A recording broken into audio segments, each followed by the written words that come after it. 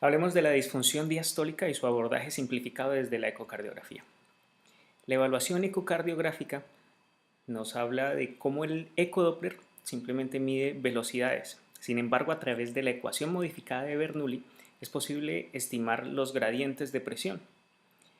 A pesar de que no podamos medir directamente presiones, la ecocardiografía continúa brindando la posibilidad de hacer mediciones seriadas en nuestro paciente, situación que no ocurre con el cateterismo, que aún así sigue siendo el estándar de oro para la evaluación de estas patologías. ¿Cuál va a ser el rol de la ecografía en dos dimensiones?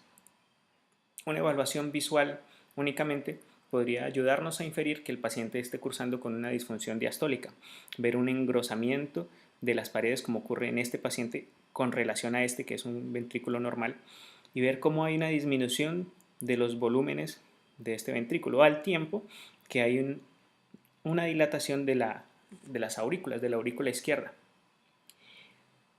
Dos dimensiones nos permite evaluar el tamaño del ventrículo izquierdo, los volúmenes y la fracción de eyección del ventrículo izquierdo, si hay una hipertrofia del mismo, si hay una dilatación de la aurícula izquierda, situación que ocurre en más del 90% de los pacientes, y si hay una limitación de la excursión del anillo de la válvula mitral, que es el MAPSE.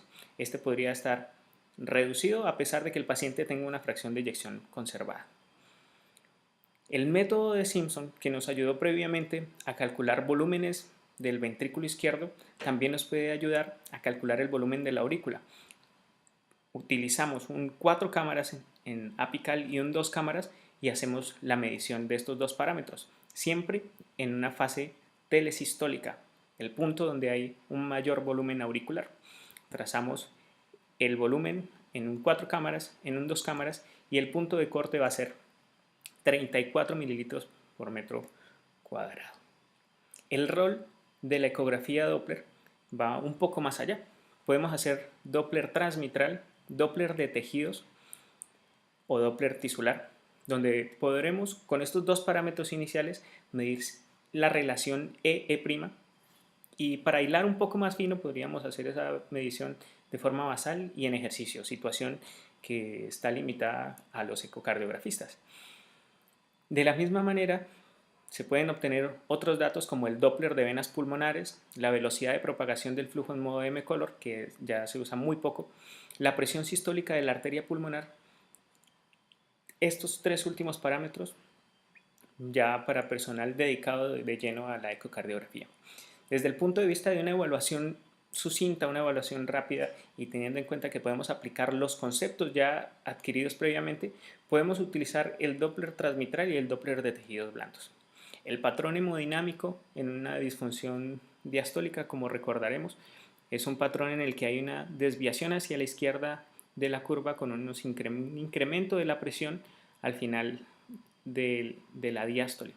Para este mismo volumen vamos a tener una presión incrementada. Este patrón, que puede verse en el ciclo cardíaco, cambia dependiendo de la patología.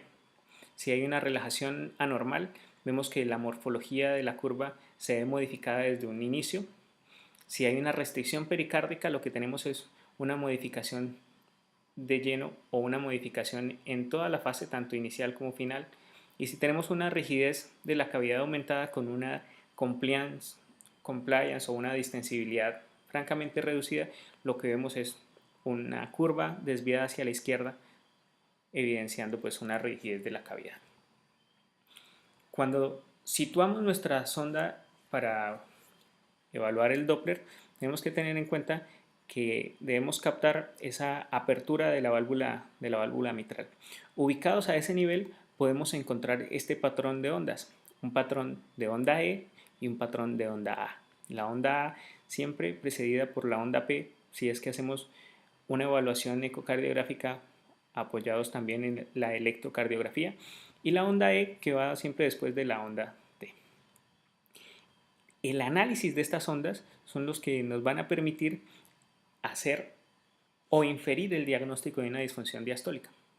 Vemos como la onda E, que hace referencia a ese llenado ventricular, la onda contracción auricular como tal, tiene unos bemoles que nos ayudan a intuir cuál sería la patología subyacente. Por ejemplo, tenemos que el tiempo de desaceleración, este tiempo medido desde la punta o de la parte más alta de la onda E hasta el final donde se equiparan las presiones, es un tiempo que nos habla del grado de limitación o si hay una variación de la distensibilidad ventricular.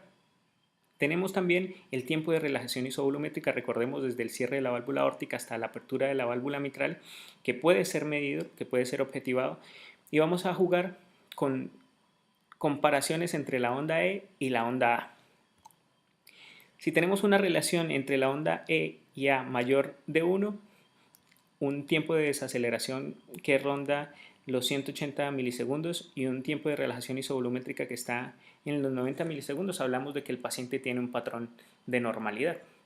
Este es un trazo de las curvas que nos entrega nuestro ecocardiógrafo, y lo que vemos es que desde el punto en que hay un cierre de la válvula aórtica hasta el punto donde empieza la onda E, este va a ser la medición para el tiempo de relajación isovolumétrica. Y vamos a tener a través del preset del ecocardiógrafo la posibilidad de medir tanto la onda E como la onda A y hacer nuestros cálculos. Miren por un momento esta gráfica. Tenemos una relajación anormal, hay un incremento tanto de la presión del ventrículo como de la aurícula en un patrón denominado pseudo-normal donde la relación EA no cambia, y al final tenemos un patrón restrictivo donde hay un incremento marcado de la presión del ventrículo izquierdo y una franca limitación de la distensibilidad ventricular. Ese patrón, este último, el restrictivo, hace que la onda E se haga más larga, se haga más corta, y una onda E que se haga más corta también, más aplanada. Este patrón lo podemos encontrar y hacer las mediciones a través del precept. En un paciente normal ya habíamos visto cuáles deben ser las relaciones que buscamos. En un paciente que tiene un trastorno de relajación tipo 1, vemos como la onda E sobre la onda A es menor de 1, con un tiempo de desaceleración que está incrementado, es mayor a 240 milisegundos, un tiempo de relajación isovolumétrica que está por encima de los 90 milisegundos.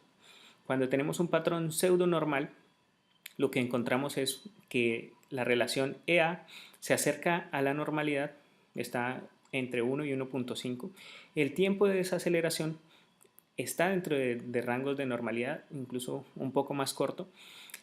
El tiempo de relajación isovolumétrica es menor de 90 milisegundos. Este es un patrón muy similar al patrón normal. Sin embargo, cuando el paciente hace una maniobra de Valsalva, podemos distinguir si el paciente ya tiene un cuadro restrictivo. Y finalmente, el patrón tipo 3, un patrón restrictivo con una compliance o una distensibilidad del ventrículo francamente disminuido, hace que este tiempo de desaceleración sea menor de 150 milisegundos, la relación EA sea mayor de 2 y el tiempo de relajación isovolumétrica sea menor de 70 milisegundos. Entonces, este juego entre E y A nos permite encajar el paciente en cualquiera de estos tres patrones. Al realizar un Doppler que no va sobre la válvula mitral, sino un Doppler tisular, sea a nivel septal o a nivel de la cara lateral del ventrículo, podemos calcular la aparición de la onda E'. Es la onda obtenida por Doppler tisular que puede medirse y correlacionarse con la onda E obtenida previamente. Podemos incluso medirlo a nivel septal o a nivel del ventrículo de la cara lateral y sacar un promedio entre la onda E. Esta onda E nos va a permitir hacer una relación que, de ser mayor de 14, nos habla de una disfunción diastólica.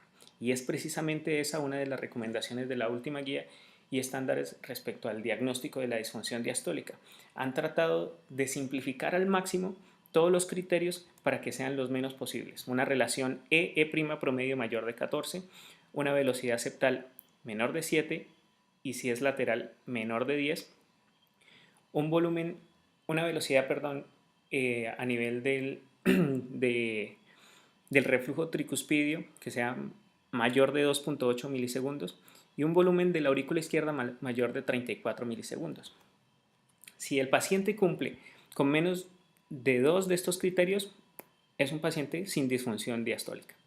Si tiene 2 de estos criterios, estamos en un punto indeterminado, y si tiene más de 2 de estos criterios, el paciente tiene una disfunción diastólica. Pero vamos a que queríamos simplificar para el ejercicio, para nuestro ejercicio, desde el punto de vista de que no somos ecocardiografistas, que estamos intentando hacer un diagnóstico aproximado, que hacer la evaluación solamente de la relación EA nos permite también establecer en qué punto está nuestro paciente.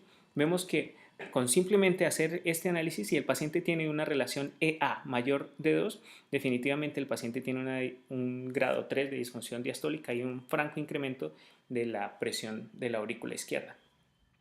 Si el paciente, por el contrario, tiene una relación EA menor de 0.8 o una E menor de 50 centímetros por segundo, el paciente puede cursar con una disfunción diastólica grado 1. Sin embargo, es probable que tenga una presión de la aurícula izquierda dentro de límites de normalidad. Es este punto de la mitad en el cual, si tenemos una relación que es menor o igual de 0.8 en cuanto a EA, una E mayor de 50 centímetros por segundo, o una relación EA entre 0.8 y menor de 2, ya hablamos de que el paciente tiene una disfunción como mínimo 1 y muy cercana a una disfunción diastólica grado 2. Entonces, el análisis de esta relación EA nos permite inferir muchas cosas. Es precisamente ese el objetivo de esta revisión.